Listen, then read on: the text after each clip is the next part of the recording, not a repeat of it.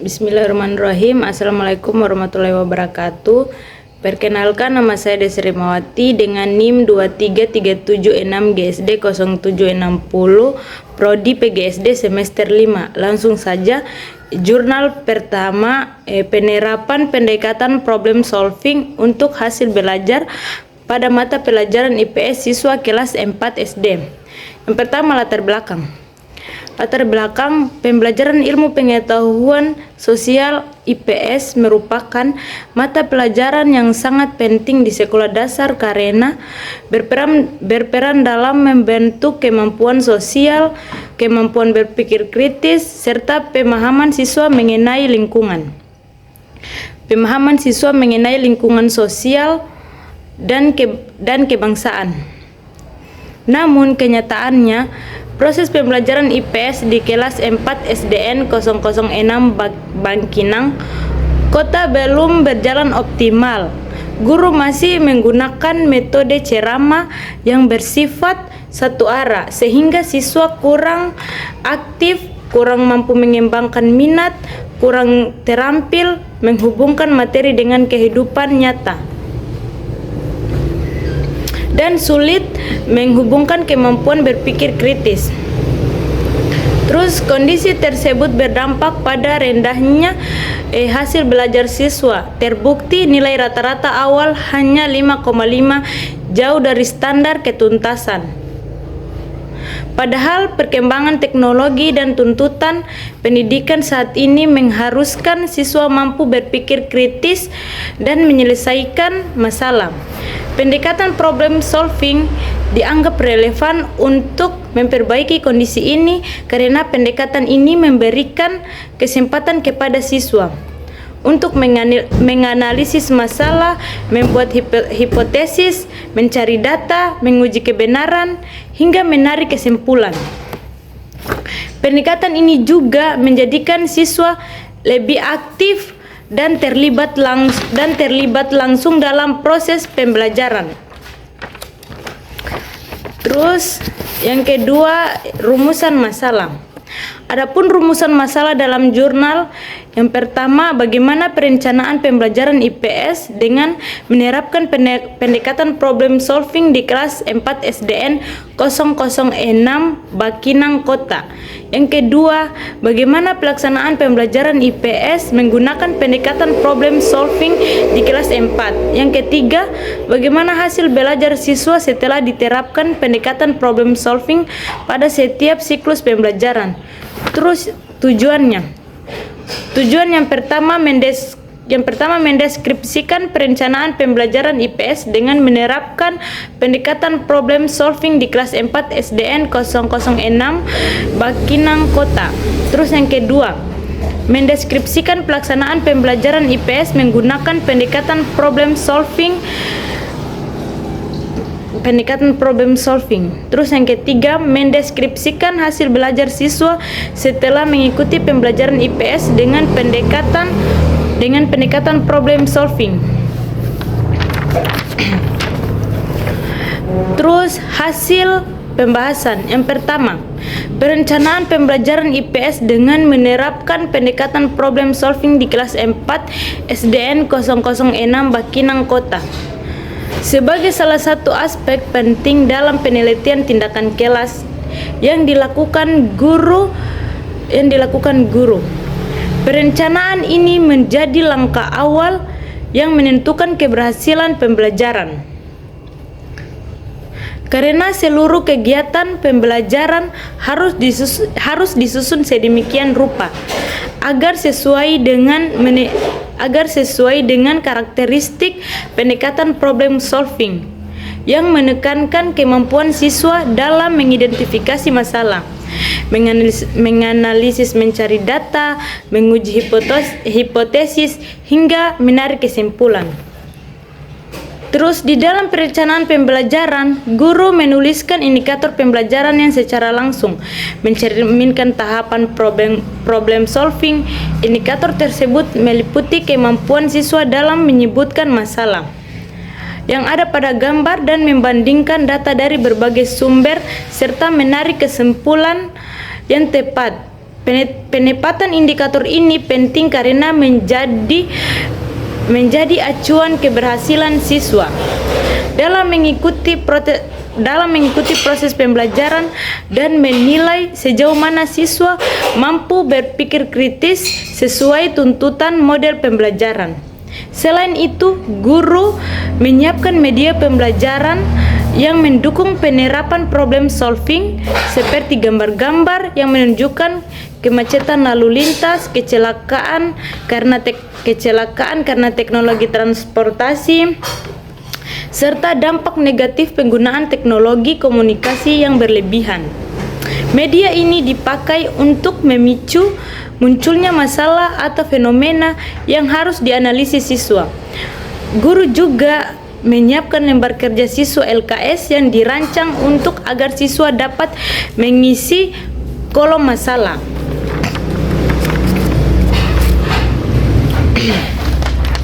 Terus selanjutnya, selain media guru juga melakukan pembagian kelompok. Setiap kelompok terdiri dari siswa yang memiliki kemampuan tinggi, sedang, dan rendah. Pembagian kelompok ini direncanakan sejak awal karena pendekatan problem solving menuntut adanya diskusi dan kerjasama antar siswa. Dengan kelompok heterogen, siswa yang kemampuan tinggi dapat membantu siswa yang masih kurang memahami materi sehingga proses pemecahan masalah menjadi lebih efektif. Tak hanya itu, guru juga merencanakan instrumen penilaian yang mencakup tes awal, siklus pertama, dan tes siklus kedua, serta lembar observasi. Aktivitas penilaian dilakukan sebagai bagian dari penelitian tindakan kelas atau PTK, karena guru ingin melihat pengaruh penerapan problem solving terhadap peningkatan hasil belajar.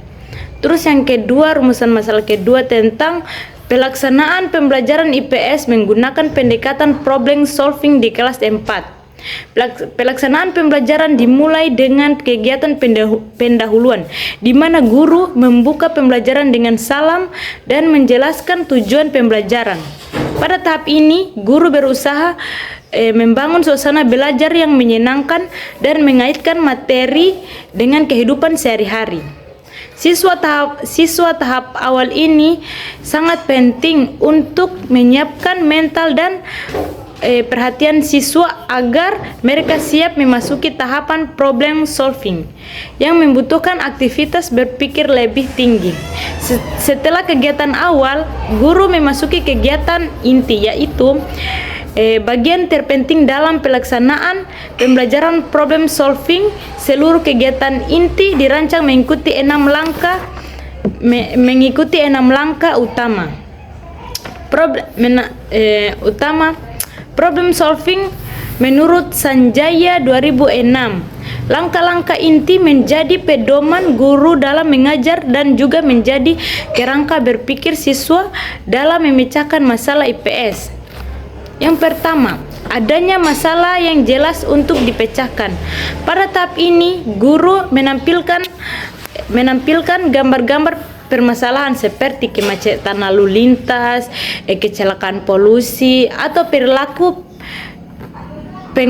penggangguan teknologi komunikasi yang salah. Guru meminta siswa mengamati gambar secara seksama.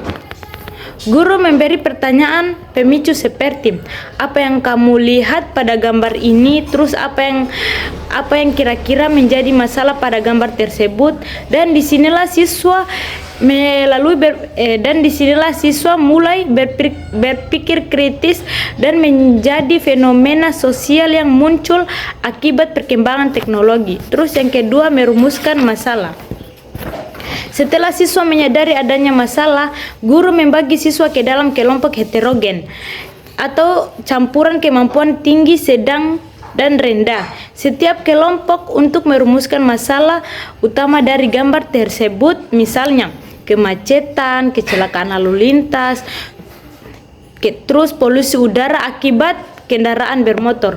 Guru berperan membimbing tanpa mendominasi.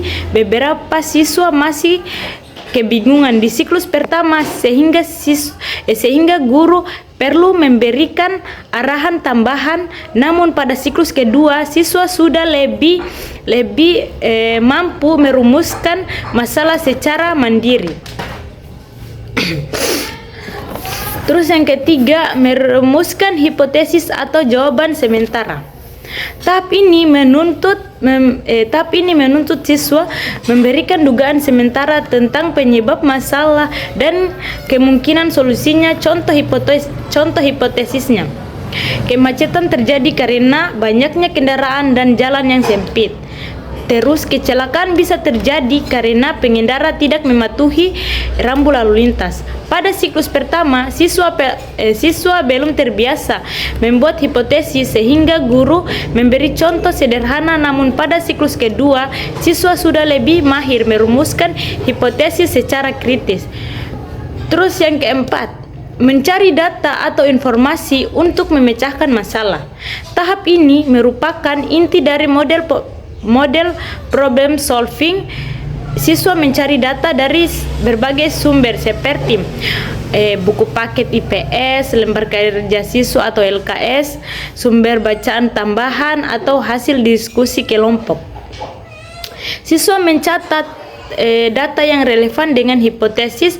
Guru mengamati aktivitas siswa, memberikan bimbingan jika kesulitan, dan memastikan seluruh anggota kelompok berpartisipasi. Terus yang kelima, mencocokkan atau menguji kebenaran jawaban sementara. Setelah data terkumpul, siswa mencocokkan hipotesis mereka dengan informasi yang berhasil mereka dapatkan.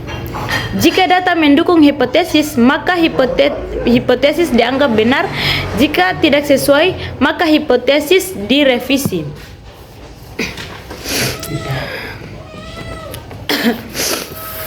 Contoh uji hipotesis, jika data menunjukkan bahwa kecelakaan memang banyak terjadi akibat kelalaian pengendara, maka hipotesis siswa dianggap tepat. Pada siklus pertama, siswa masih mengalami kesulitan dalam membandingkan data dengan hipotesis karena belum terbiasa melakukan analisis. Tetapi pada siklus kedua, siswa sudah memiliki terampil dan mampu membandingkan informasi secara lebih logis. Terus yang keenam, menarik kesimpulan. Tahap terakhir dalam pelaksanaan pembelajaran adalah siswa membuat kesimpulan mengenai masalah yang dianalisis. Kesimpulan dibuat berdasarkan hasil diskusi, data yang dikumpulkan, dan hasil uji hipotesis. Kesimpulan ini kemudian dipresentasikan di depan kelas. Setiap kelompok menyampaikan yang pertama masalah yang mereka temukan, terus data pendukung, ketiga hasil analisis, keempat kesimpulan akhir. Terus rumusan masalah yang ketiga, hasil belajar siswa setelah diterapkan pendekatan problem solving pada setiap siklus pembelajaran. Peningkatan hasil belajar diamati melalui 3 tahap evaluasi, yaitu awal atau pratindakan, tes siklus 1, dan tes siklus 2. Yang pertama, tes awal atau pratindakan. Sebelum pendekatan problem solving diterapkan, guru melakukan tes awal untuk mengetahui kemampuan awal siswa, materi IPS, dan nilai rata-rata. Terus yang diperoleh siswa adalah 5,5. Nilai ini tergolong sangat rendah dan berada jauh di bawah standar kriteria. Ketuntasan minimal KKM yang digunakan disebabkan yaitu sekitar 7,0 atau 7,0 sampai 7,5.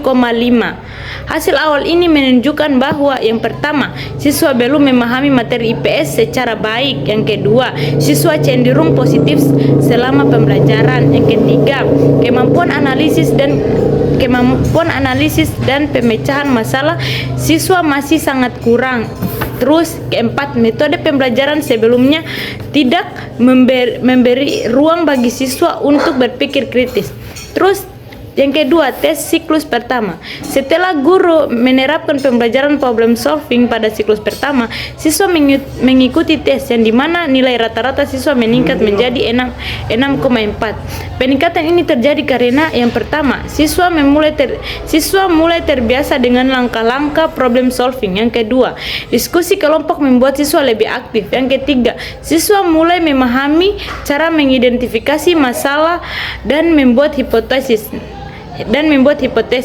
Namun demikian, nilai ini belum mencapai KKM sehingga pembelajaran harus dilanjutkan ke siklus kedua. Beberapa kelemahan yang masih muncul pada siklus pertama yaitu siswa masih bingung merumuskan hipotesis. Terus beberapa siswa hanya mengendalikan teman kelompoknya, dan yang terakhir pengumpulan data belum maksimal. Walaupun demikian, peningkatan dari 5,5 menjadi 6,4 menunjukkan bahwa pendekatan problem solving sudah mulai membantu siswa memahami materi. Yang ketiga, tes siklus kedua. Pada siklus kedua, pembelajaran diperbaiki berdasarkan hasil refleksi dari siklus pertama. Guru memberikan bimbingan lebih intens dalam merumuskan masalah dan hipotesis, serta memperjelas cara mencari data perbaikan inti berdampak sangat baik terhadap proses dan hasil belajar siswa. Nilai rata-rata pada siklus kedua meningkat secara signifikan menjadi 8,1, yang artinya melalui KKM. Pada siklus kedua, siswa menunjukkan perkembangan sebagai berikut. Yang pertama, lebih cepat mengenali masalah yang ditampilkan guru. Yang kedua, lebih aktif mencari data dari buku dan LKS. Yang ketiga, lebih mampu membandingkan hipotesis dengan data yang ditemukan. Yang keempat, lebih terampil menarik kesimpulan berdasarkan hasil analisis. Yang terakhir, bekerja sama dalam kelompok dengan lebih baik. Kenaikan nilai dari 6,4 pada siklus pertama menjadi 8,1 pada siklus kedua menunjukkan bahwa pendekatan problem solving sangat efektif dalam meningkatkan kemampuan analisis siswa terhadap masalah-masalah sosial yang dipelajari dalam mata pelajaran IPS. Terus kesimpulannya. Yang pertama, rencana pelaksanaan pembelajaran RPP yang disusun sesuai dengan langkah-langkah pembelajaran dengan menggunakan pendekatan problem solving yang terbukti dapat membantu memperbaiki proses pembelajaran IPS. Terus yang kedua, pelaksanaan pembelajaran IPS dengan menggunakan pendekatan problem solving menggunakan 6 langkah pembelajaran yang dilaksanakan pada kegiatan inti, yaitu menyadari adanya masalah, merumuskan data atau informasi, menguji kebenaran, hipotesis dan memiliki kesimpulan. Terus yang ketiga, dilihat dari hasil tes akhir siklus pertama, nilai rata-rata yang diperoleh siswa 6,4 setelah diadakan perbaikan pembelajaran pada siklus kedua, dan nilai rata-rata yang diperoleh siswa pada tes akhir siklus kedua tersebut adalah 8,1. Jadi dilihat dari nilai rata-rata yang diperoleh siswa pada tes akhir setiap siklus, penggunaan pendekatan problem solving dalam pembelajaran IPS dapat meningkatkan hasil belajar siswa.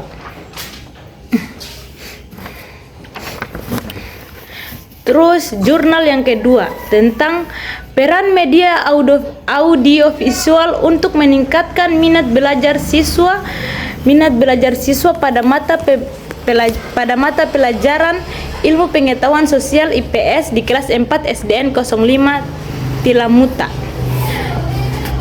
Yang pertama, latar belakang pembelajaran IPS di SD seharusnya berlangsung menarik, interaktif, dan tidak monoton karena proses belajar merupakan interaksi dua arah antara guru dan siswa. Namun hasil observasi jurnal yang kedua tentang peran media audiovisual untuk meningkatkan minat belajar siswa pada mata pelajaran Ilmu Pengetahuan Sosial IPS di kelas 4 SDN 05 Tilamuta. Yang pertama, latar belakang perkembangan IPS di SD latar belakang. Pembelajaran IPS di SD seharusnya berlangsung menarik, interaktif, dan tidak monoton karena proses belajar merupakan interaksi dua arah antara guru dan siswa. Namun, hasil observasi awal di SDN 05 Tilamuta menunjukkan bahwa guru masih dominan menggunakan metode ceramah tanpa memanfaatkan media pembelajaran, sehingga banyak siswa merasa bosan saat mengikuti pembelajaran IPS. Padahal penggunaan media pembelajaran khususnya media audiovisual seperti video dan animisme dapat membuat penyampaian materi lebih menarik, jelas, dan memotivasi siswa untuk aktif dalam proses belajar. Media audiovisual juga mampu membantu guru mengatasi keterbatasan metode ceramah dan menjadikan materi IPS lebih konkret serta mudah dipahami siswa. Kondisi ini mudah dipahami siswa.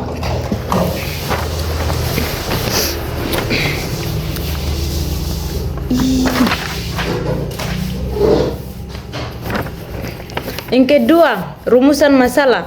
Yang pertama, bagaimana peran media audiovisual dalam meningkatkan minat belajar siswa pada mata pelajaran IPS di kelas 4 SDN 05 Tilamuta. Yang ketiga, tujuan. Menjelaskan peran media audiovisual dalam meningkatkan minat belajar siswa pada mata pelajaran IPS di kelas 4 SDN 05 Tilamuta. Hasil pembahasan. Hasil wawancara dengan guru kelas 4 menunjukkan bahwa sebelum kurikulum Merdeka diterapkan, pelajaran IPS didominasi buku tematik yang terintegrasi dengan berbagai mata pelajaran. Meskipun buku tematik membantu siswa lebih aktif, beberapa materi terasa membingungkan karena tidak memiliki batas yang jelas. Antar konsep IPS sendiri memiliki peran besar dalam membentuk pemahaman sosial budaya, kewarganegaraan, dan kemampuan berpikir kritis siswa. Namun dalam praktiknya banyak kendala muncul seperti materi yang abstrak, kurangnya media pembelajaran, rendahnya minat siswa, dan metode mengajar guru yang kurang variatif. Penggunaan media audiovisual terbukti dapat membantu proses belajar menjadi lebih menarik dan interaktif. Media ini mampu menyajikan gambar dan suara secara bersamaan, sehingga memudahkan siswa memahami konsep IPS yang seringkali abstrak. Selain itu, media audiovisual dapat membangkitkan motivasi, perhatian, serta imajinasi siswa dan menstimulasi mereka untuk lebih aktif bertanya, menjawab, dan berpartisipasi dalam pembelajaran. Guru juga merasakan bahwa suasana kelas menjadi lebih hidup dan siswa lebih antusias mengikuti proses belajar ketika media audiovisual digunakan. Ya Allah. Terus kesimpulan. Media audiovisual memiliki peran penting dalam meningkatkan minat belajar siswa. Pada mata pelajaran IPS, media ini mampu menghadirkan materi secara lebih menarik, jelas, dan mudah dipahami oleh siswa melalui kombinasi gambar, suara, dan video. Penggunaan media audiovisual juga membantu siswa lebih aktif, meningkatkan daya ingat, menumbuhkan rasa ingin tahu, serta menghubungkan teori dengan kenyataan, sehingga pembelajaran terasa lebih bermakna. Dengan demikian, media audiovisual dapat menjadi solusi efektif untuk mengatasi rendahnya minat belajar siswa dan meningkatkan kualitas pembelajaran IPS di sekolah dasar, khususnya di kelas 4 SDN 05 Tilamuta.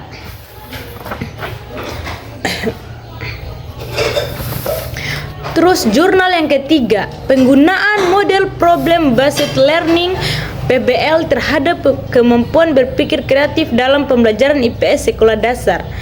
Latar belakang. Mata pembelajaran ilmu pengetahuan sosial IPS di sekolah dasar merupakan penggabungan berbagai disiplin ilmu sosial humanis dengan tujuan membentuk peserta didik menjadi warga negara yang baik. Namun pada pelaksanaannya masih didominasi metode ceramah yang pasif, sehingga siswa cenderung kurang mampu mengekspresikan ide dan menyelesaikan masalah secara kreatif. Disinilah muncul kebutuhan untuk menciptakan model pembelajaran yang lebih aktif. Salah satunya Problem Based Learning (PBL). Model ini diawali dengan penyajian masalah yang kemudian siswa bersama guru dan kelompoknya aktif mencari solusi, membangkitkan ide, melakukan refleksi dan evaluasi. Terus rumusan masalah. Bagaimana penerapan model PBL dalam pembelajaran IPS di sekolah dasar dapat memfasilitasi dan meningkatkan kemampuan berpikir kritis siswa. Sedangkan tujuannya dia menjelaskan penerapan model PBL dalam pembelajaran IPS di sekolah dasar dapat memfasilitasi dan meningkatkan kemampuan berpikir kritis siswa.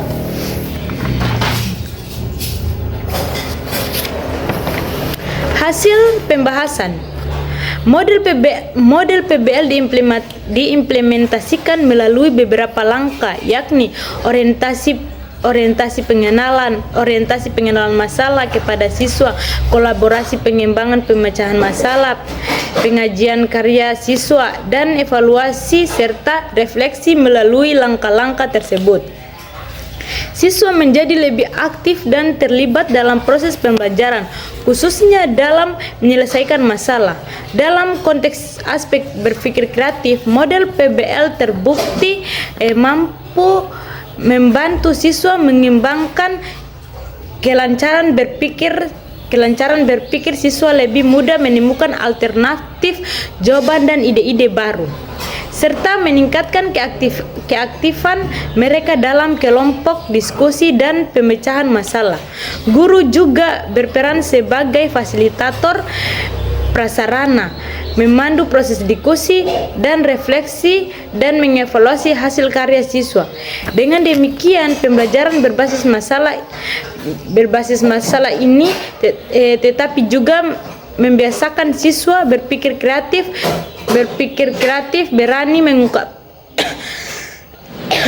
berani mengungkapkan ide, bekerja sama dalam kelompok, dan menyelesaikan tugas yang menantang dengan cara yang inovatif.